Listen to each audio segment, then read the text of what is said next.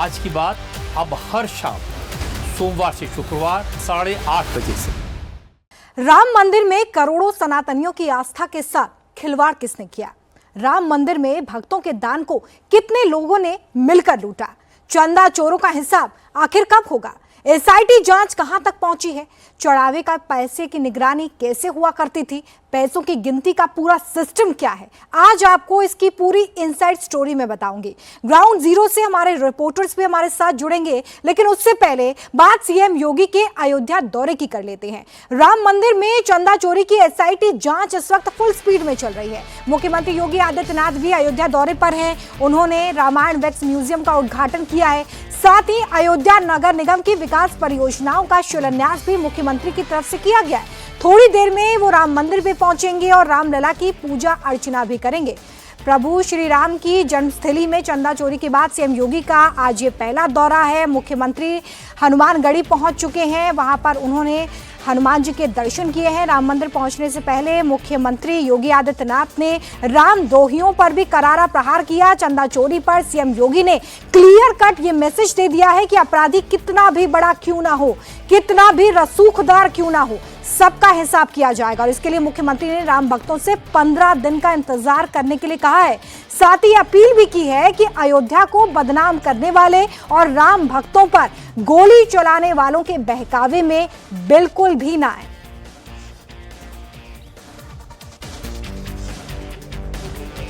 देखो तो इनका दोहरे चरित्र को।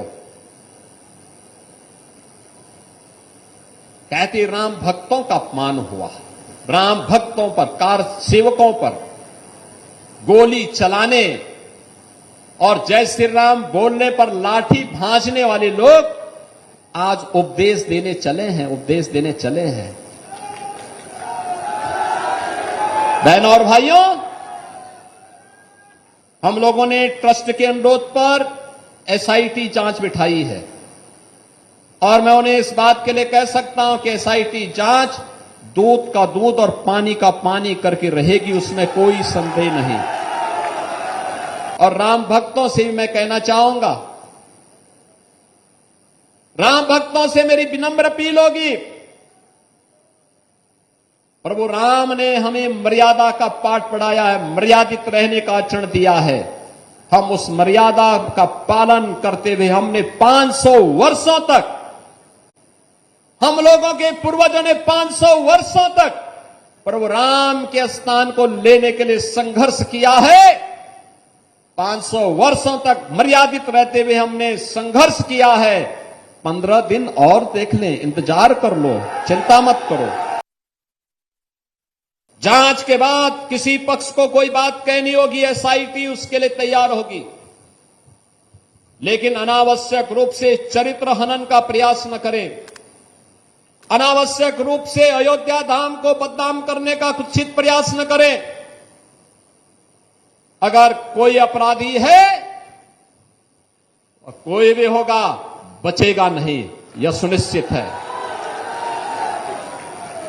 ये लोग क्या हमें बताएंगे जो लोग राम भक्तों को अपमानित करते थे और जो प्रदेश के कुख्यात माफियाओं के कब्र पे जाकर के फातिया पढ़ते थे, ये लोग आज राम भक्ति का उपदेश हमें देने चले हैं।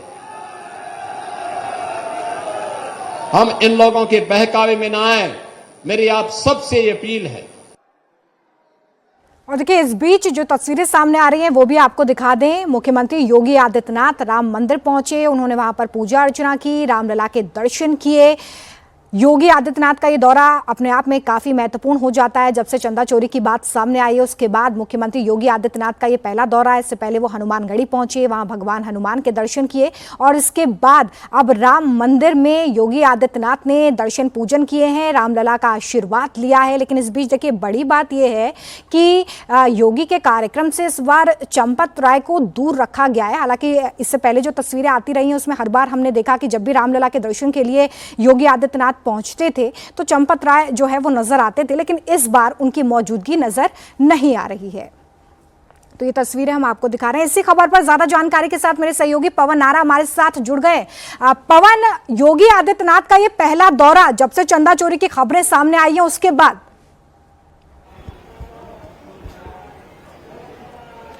बिल्कुल, योगी आदित्यनाथ पहली बार पहुंचे हैं। इससे पहले जब भी योगी आदित्यनाथ मुख्यमंत्री यहां राम मंदिर में दर्शन के लिए आए तो चंपत राय उनकी अगवानी करते हुए नजर आए, लेकिन अब की बार चंपत राय को उनकी अगवानी करने से दूर रखा गया है। ट्रस्ट के प्रतिनिधि के तौर पर किसी और का नाम सुझाने के लिए कहा गया था, तो आज अभी यहां थोड़ी देर पहले वो हनुमानगढ़ी के दर्शन करके निकले हैं और अभी राम मंदिर की तस्वीरें आपके सामने होंगी, वहां पर भी चंपत राय आपको नहीं दिखाई देंगे। तो कुल मिलाकर योगी आदित्यनाथ ने यहां आने से पहले आज के भाषण में स्पष्ट कर दिया कि जो जो दोषी हैं उन्हें बख्शा नहीं जाएगा। एसआईटी की जांच दूध का दूध और पानी का पानी कर देगी। इतना ही नहीं, विपक्षियों को भी आड़े हाथों लिया, कहा कि जो राम के अस्तित्व को नकारते थे अब यहां चंदा चोरी के बात पर यहां कीचड़ उछालने का काम कर रहे हैं। उनको विरोधियों को चेताया और राम भक्तों को समझाया कि 500 साल मंदिर के इंतजार किया, 15 दिन जांच के लिए इंतजार कर लीजिए, सभी दोषियों को सजा मिलेगी, बख्शा नहीं जाएगा। तो देखिए, तस्वीरें अपने आप में महत्वपूर्ण हो जाती हैं। चंपत राय जो है हर बार अगवानी करते नजर आते थे, लेकिन इस बार नजर नहीं आ रहे हैं। पवन, अपने आप में ये एक बड़ी मैसेजिंग यहाँ पर करने की कोशिश हो रही है। एक तरफ एसआईटी की जांच चल रही है, एसआईटी की जांच का आज 5वां दिन, और इधर योगी आदित्यनाथ का ये दौरा। बिल्कुल, योगी आदित्यनाथ के दौरे पर अगर चंपत राय साथ नजर आते तो सवाल उठते कि जिस चंपत राय ने एसआईटी जांच की मांग करते हुए स्टेट गवर्नमेंट को खत लिखा है, वही चंपत राय और जिस एसआईटी के मुखिया या कहें कि प्रदेश के मुखिया योगी आदित्यनाथ हैं, तो वो बहुत से सवालों को जन्म देता, इसीलिए उन्हें दूर रखा गया है। संकेत साफ है कि पहले एसआईटी जांच करे, तथ्य सामने आए, उसके बाद कौन दोषी है कौन नहीं है, किसको क्लीन चिट है और किसको सजा है, वो स्पष्ट हो जाए। तब तक उचित दूरी बनाए रखी जानी चाहिए, यह संदेश स्पष्ट दिया गया है। ना सिर्फ एसआईटी अपनी जांच पूर्ण करे, बल्कि यह संदेश भी हो कि एसआईटी बिना किसी दबाव या प्रभाव के काम कर रही है। बिल्कुल, देखिए, श्री राम जन्मभूमि तीर्थ क्षेत्र ट्रस्ट के महासचिव चंपत राय, जिनको लेकर सबसे ज्यादा सवाल पूछे जा रहे थे, आज जब उनकी मौजूदगी वहां पर नहीं है तो ये अपने आप में एक बड़ा सवाल पैदा करता है कि आखिर उनकी मौजूदगी वहां पर क्यों नहीं है, इससे क्या मैसेजिंग करने की कोशिश हो रही है। तो जाहिर तौर पर जो जांच इस वक्त चल रही है वो प्रभावित ना हो, इसमें जो भी दोषी हो उनको सजा मिले, ये भी योगी आदित्यनाथ की तरफ से बिल्कुल साफ कर दिया गया है। पवन, लौटूंगे आपके पास। देखिए, योगी आदित्यनाथ साफ कर चुके हैं कि 15 दिन का आपको इंतजार करना है, दूध का दूध और पानी का पानी हो जाएगा। राम मंदिर में लूट करने वालों को बिल्कुल बख्शा नहीं जाएगा। राम मंदिर में आज 5वें दिन भी एसआईटी की जांच फुल स्पीड में चल रही है। लगातार एसआईटी की तरफ से इस पूरे मामले में अलग अलग लोगों से पूछताछ हो रही है ताकि पता लगाया जा सके कि आखिर ये पूरा सिस्टम किस तरीके से चल रहा था। इस बीच राम मंदिर में चढ़ावा चोरी को लेकर एक बड़ा खुलासा हुआ है। सूत्रों के मुताबिक एसआईटी ने हीरे जड़ित हार और चरण पादुका को लेकर भी पूछताछ की है। पूछताछ के दौरान हीरा जड़ित हार और चरण पादुका को लेकर गोलमोल जवाब एसआईटी को लोग दे रहे हैं। जांच टीम में राम मंदिर के पुजारी से हार और चरण पादुका के बारे में जब पूछा तो पुजारी ने बताया है कि हार और चरण पादुका भगवान को पहनाने के बाद टीनू यादव को वापस कर दिया गया था। उधर टीनू यादव ने यह बताया है कि उसने हार और चरण पादुका आभूषण रखने वाले कृष्णदेव तिवारी उर्फ केडी तिवारी को दे दिए थे, लेकिन केडी तिवारी कह रहे हैं कि हार और चरण पादुका उसे नहीं मिला है। केडी तिवारी ने यह बताया है कि उसने ना तो सोने की ईंट पाई है और ना ही उसे इससे रिलेटेड कोई भी रसीद मिली है। यानी कि अब तक जो पूछताछ हुई है उसमें कोई भी तस्वीर साफ होती नजर नहीं आ रही है। एसआईटी राम मंदिर दान चोरी को लेकर लगातार जांच कर रही है। आज की अपडेट यह है, हमें सूत्रों से पता चला है कि एसआईटी ने एक हार और एक चरण पादुका को लेकर पूछताछ की है। एक हार और एक चरण पादुका प्रभु श्री राम के चरणों में अर्पित किए गए।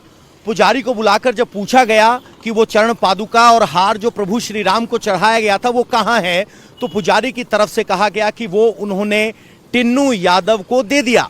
जब टिन्नू यादव से इस हार और चरण पादुका के बारे में पूछा गया तो टिन्नू यादव ने कहा कि आभूषण के प्रभारी केडी तिवारी को वो हार और चरण पादुका गलाने के लिए सौंप दी गई, लेकिन केडी तिवारी का कहना है कि उन्हें इस तरह का कोई हार या चरण पादुका की ना तो रसीद प्रस्तुत कर पाए, ना उसके गलाने के कोई सबूत दे पाए।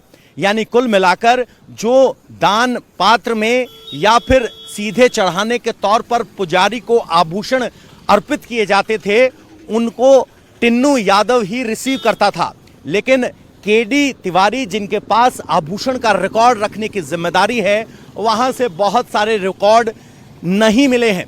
ऐसे में केडी तिवारी और टिन्नू यादव को आमने सामने बैठकर भी सवाल जवाब किए गए हैं। अब जांच का दायरा सिर्फ गिनती करने वाले कर्मचारियों तक सीमित नहीं है, बल्कि इस परिसर में व्यवस्था में लगे वो लोग जो इस सारी व्यवस्थाओं के बीच कड़ी का काम करते हैं, उनसे भी पूछताछ कर रही है।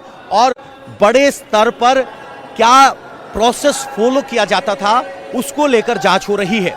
बयान लिए जा रहे हैं, सीसीटीवी फुटेज खंगाले जा रहे हैं और बैंक डिटेल्स की भी जानकारी ली जा रही है।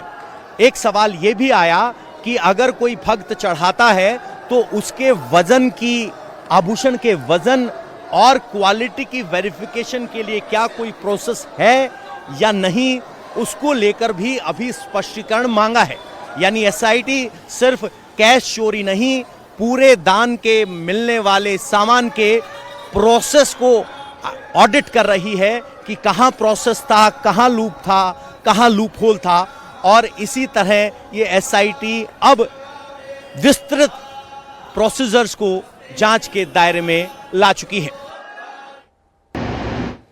तो देखिए, राम मंदिर में चंदा चोरी की एसआईटी जांच हो रही है। राम भक्तों के चढ़ावे की कितनी रकम गायब हो गई, चढ़ावे के कितने आभूषणों की चोरी हुई, इसका खुलासा जल्द ही होगा। लेकिन सवाल यह है कि आखिर ये चोरी हुई कैसे। श्री राम जन्मभूमि निर्माण समिति के अध्यक्ष निपेंद्र मिश्रा कह चुके हैं कि निगरानी में कमी हुई है, दिशा निर्देशों के क्रियान्वयन ठीक से नहीं किए गए और इसलिए चंदा की निगरानी कैसे होती थी, चंदे के पैसों की गिनती का तरीका क्या था, वो अब मैं आपको बताने जा रही हूं। दरअसल राम मंदिर में रोजाना 1 लाख से ज्यादा श्रद्धालु आते थे, रामलला के दर्शन करते हैं। उनके लिए अलग अलग जगहों पर कुल 35 दान पत्र रखे हुए हैं, जिसमें वो पैसे, आभूषण चढ़ाया करते हैं। आम दिनों में रोजाना करीब 8 लाख से 10 लाख रुपए का चढ़ावा आता है, जबकि रामनवमी या खास त्योहारों पर यह 50 लाख से 60 लाख तक पहुंच जाता है। इन चढ़ावों की गिनती राम मंदिर से 200 मीटर की दूरी पर बने तीर्थयात्री सुविधा केंद्र के बेसमेंट में होती है। इनकी गिनती हर दिन 2 शिफ्ट में हुआ करती है। पहली शिफ्ट सुबह 8 बजे से दोपहर 2 बजे तक होती है और दूसरी शिफ्ट दोपहर 2 बजे से रात 8 बजे तक चलती है। हर शिफ्ट में 20 कर्मचारी चंदा की गिनती करते हैं और उसका पूरा प्रोसेस फॉलो करते हैं। अब मैं आपको चंदा गिनती के सिस्टम की निगरानी के बारे में बताती हूँ। राम मंदिर में चढ़ावे में कितना पैसा आया, कितने आभूषण आए, ये सब की निगरानी की जिम्मेदारी श्री राम जन्मभूमि ट्रस्ट के मेंबर अनिल मिश्रा की है। जहां पर पैसों की गिनती होती है, वहीं पर उनका ऑफिस भी है जहां वो बैठते हैं। उनके नीचे सुभाष श्रीवास्तव हैं, जो एक रिटायर्ड बैंक कर्मचारी हैं। वो सीधे अनिल मिश्रा को रिपोर्ट करते हैं। सुभाष श्रीवास्तव को दोनों शिफ्टों में अलग अलग शिफ्ट इंचार्ज रिपोर्ट करते हैं। हर इंचार्ज के भीतर 5-5 सुपरवाइजर भी काम करते हैं। हर सुपरवाइजर के अधीन 4 कर्मचारी होते हैं। सभी कर्मचारी एसबीआई के स्टाफ या फिर संविदा कर्मी होते हैं। हालांकि इसमें अक्सर ट्रस्ट के पसंदीदा लोग ही हुआ करते हैं। दान पत्र तभी खोला जाता है जब सभी कर्मचारी मौजूद हों। गिनती के बाद सभी चढ़ावे को कंटेनर में रखा जाता है और इस पूरी प्रक्रिया की, इस पूरे प्रोसेस की बाकायदा सीसीटीवी से निगरानी भी की जाती है। ड्यूटी के दौरान बाहर कर्मचारियों को बाहर जाने की अनुमति नहीं होती है। सिर्फ बाथरूम और खाना खाने के लिए ही वो बाहर जा सकते हैं। खाना भी उन्हें हॉल में ही बने भोजनालय में करना होता है। यानी कि दिशा निर्देश तो सख्त है, लेकिन उसकी इम्प्लीमेंटेशन, क्रियान्वयन में गलती हुई है, जिसकी वजह से ये चंदा चोरी हुई है।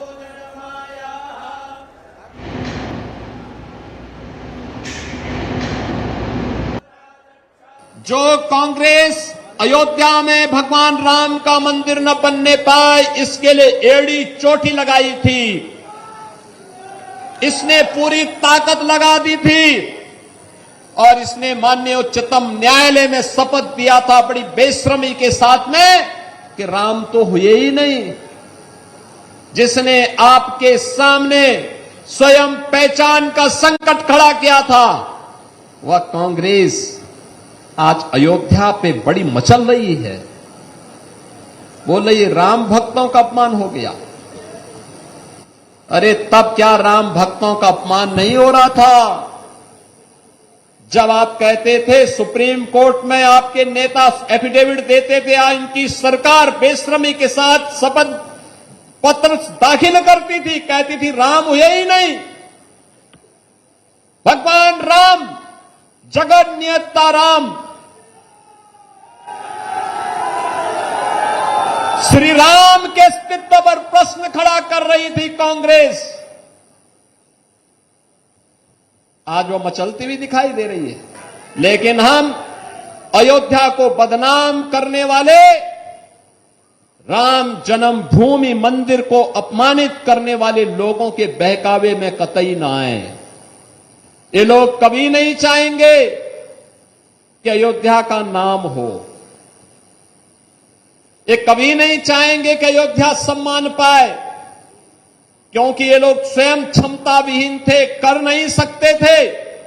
तब अयोध्या को बिजली नहीं मिलती थी, अयोध्या को इन्होंने बिजली नहीं दी, संकरी गलियों में बांध करके रख दिया था। आज दुष्प्रचार करके हमारी सप्तपुरियों में से पहली पुरी अयोध्या धाम को ये लोग अपमानित करते हैं, दुष्प्रचार करते हैं, अपमानित करते हैं। हम इनके बहकावे में कतई ना आए। इनका आचरण आपके सामने है।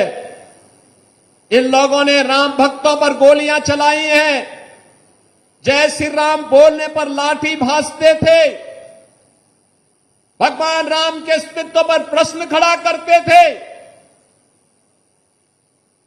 और हर प्रकार की बाधाएं खड़ी करके न्यायालय में अपने अधिवक्ता खड़े करके रोड़े अटकाने का काम करते थे। ये लोग उपदेश देना बंद करें।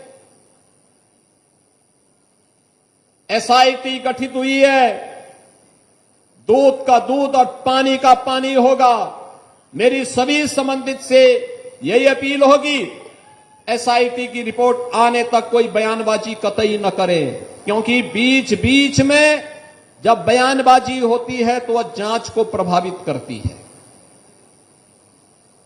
जांच चलने दें। मुख्यमंत्री योगी आदित्यनाथ यहीं नहीं रुके, उन्होंने समाजवादी पार्टी और कांग्रेस पर भी जमकर प्रहार किया। उन्होंने कहा कि कब्रिस्तान की बाउंड्री करने वालों की वजह से यूपी का विकास नहीं हो पाया था और यूपी की गिनती बीमारू राज्यों में हुआ करती थी। जिस उत्तर प्रदेश को लोग आज से 10 वर्ष पहले बीमारू कहते थे, जिस उत्तर प्रदेश के नाम पर कोई पहचान नहीं थी, जहां के नौजवान को नौकरी नहीं मिलती थी, जिस उत्तर प्रदेश का अन्नदाता किसान आत्महत्या करने के लिए मजबूर होता था, जहां पर बेटी और व्यापारी सुरक्षित नहीं थी, उत्सव के पहले जिस उत्तर प्रदेश में उपद्रव हो जाता था, आज उत्तर प्रदेश अपनी शानदार यात्रा को लेकर के चल रहा है। अब देश के अंदर बीमारू राज्य नहीं, भारत की अर्थव्यवस्था का एक ब्रेक थ्रू बनकर के ग्रोथ इंजन के रूप में अपनी भूमिका का निर्वहन कर रहा है। इसका श्रेय आपको जाता है। आपने मोदी जी पर विश्वास किया, कमल के फूल पर आपने विश्वास किया। कमल के फूल का विश्वास आज आपको विकास के रूप में मिल रहा है, विरासत के रूप में मिल रहा है, एक नए उत्तर प्रदेश के रूप में मिल रहा है, एक नई अयोध्या के रूप में मिल रहा है। जिन लोगों ने 2017 के पहले शासन किया था, उनके लिए आपका कोई मायने नहीं। उनके लिए तो केवल अपना परिवार ही सब कुछ है। नौकरी मिलेगी तो उनके खानदान को, सुविधा मिलेगी उनके खानदान को, सारी सुविधाएं मिलेंगी उनको। वे वीरांगना झलकारी बाई की प्रतिमा क्यों लगाते? क्योंकि उनको तो कब्रिस्तान की बाउंड्री से ही फुर्सत नहीं था।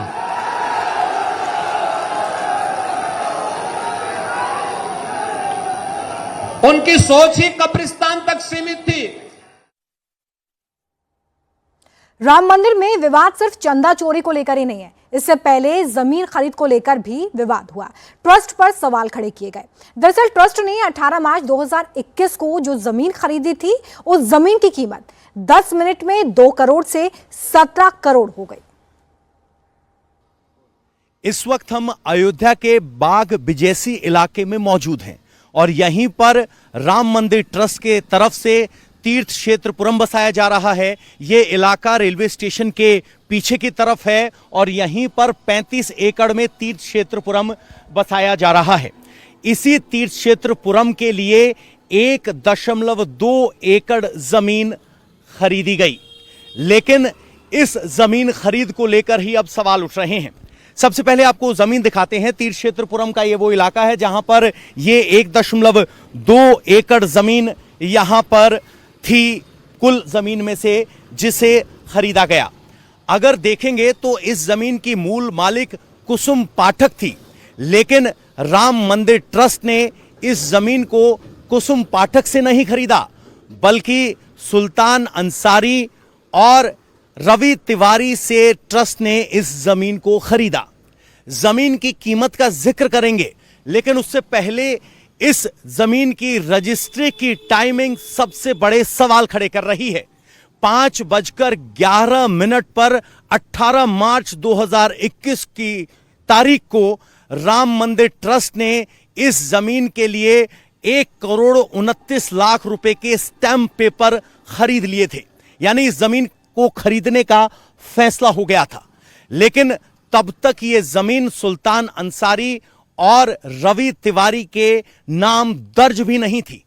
उसके कुछ मिनटों बाद 5:22 पर यह जमीन सुल्तान अंसारी और रवि तिवारी ने कुसुम पाठक से 2 करोड़ में खरीदी, लेकिन ठीक उसी वक्त यह जमीन आगे ट्रस्ट को ट्रांसफर कर दी गई। ट्रस्ट की तरफ से उस वक्त रजिस्ट्री कार्यालय में चंपत राय का फोटो लगा है, जिसके गवाह के तौर पर अनिल मिश्रा का नाम है, और ट्रस्ट ने यह जमीन खरीदी 17 करोड़ से ज्यादा में।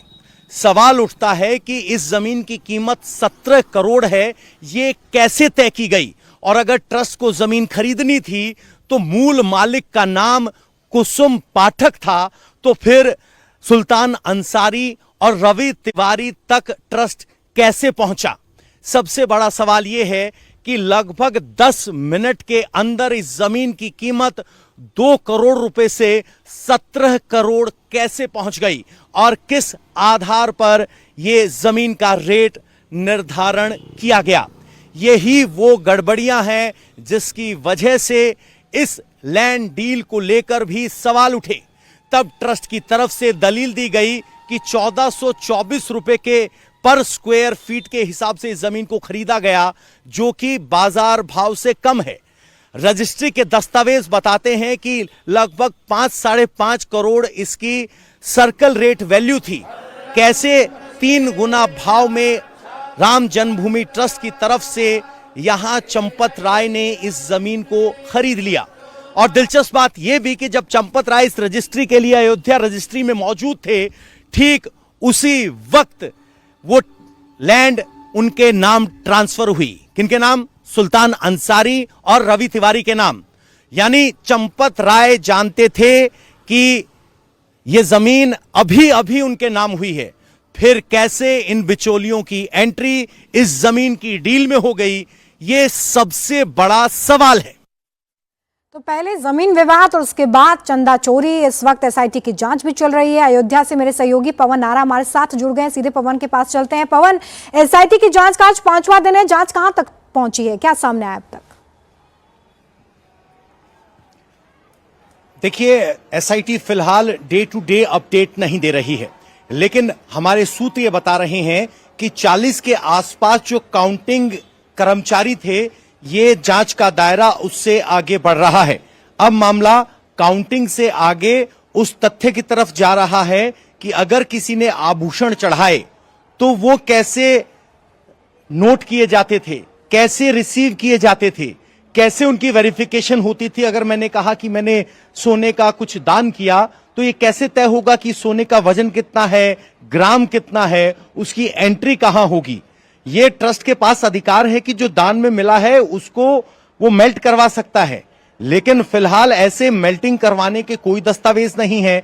अगर आप ऑफिस में दान देने जाते हैं आभूषणों को तो उसकी रसीद मिलती है, उसका रिकॉर्ड है, लेकिन जो आभूषण आपने दान पात्र में डाल दिए, भगवान के सामने चरणों में अर्पित कर दिए, उनकी कैटलॉगिंग नहीं हुई है। और अब इसीलिए पुजारी अभी तक इस जांच के दायरे में नहीं थे, अभी भी नहीं है, लेकिन एक पुजारी ने हार और पादुका ग्रहण की, भगवान को अर्पित की और वापस टिन्नू यादव को सौंप दी।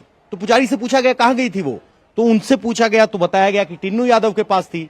टिन्नू यादव से पूछा तो उसने कहा कि गलाने के लिए मैंने केडी तिवारी को दे दी, जो कि आभूषण की कैटलॉगिंग के जिम्मेदार हैं। केडी तिवारी कह रहे हैं मुझे ऐसा कोई आभूषण नहीं मिला।